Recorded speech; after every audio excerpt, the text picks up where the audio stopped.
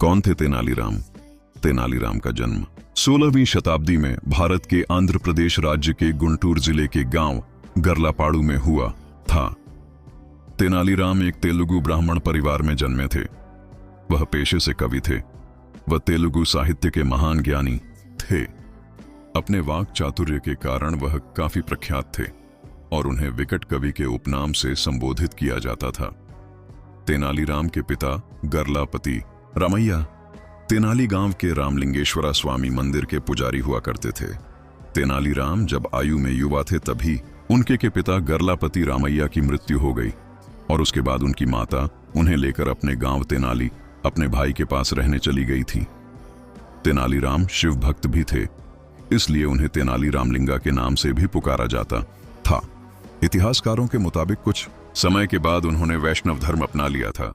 तेनालीराम को पाठशाला का विधिवत अभ्यास नहीं प्राप्त हुआ था, पर उनकी सीखने की तीव्र इच्छा और ज्ञान के प्रति धुन के कारण उन्हें शिष्यावृत्ति प्राप्त हुई थी। परंतु उनके पूर्व शिव भक्त होने के कारण उन्हें वैष्णव अनुयायियों द्वारा एक शिष्य की तरह स्वीकारा नहीं गया था। फिर एक महान संत ने उन्हें काली की पूजा करने की सलाह दी और ऐसा कहा जाता है कि संत की बात मानकर तेनालीराम ने काली देवी की खूब तपस्या की और उसी के परिणाम स्वरूप तेनालीराम को देवी काली से उत्कृष्ट हास्य कवि बनने का वरदान मिला।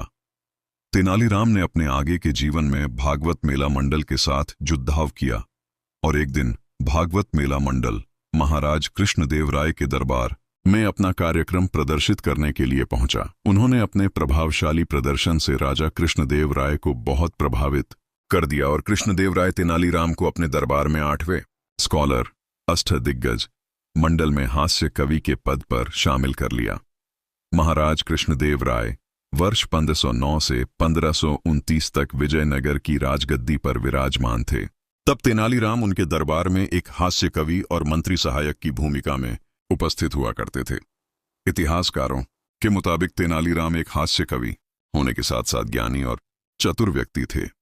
तेनालीराम राज्य से जुद्धी विकट परेशानियों से उभरने के लिए कई बार महाराज कृष्णदेव राय की मदद करते थे।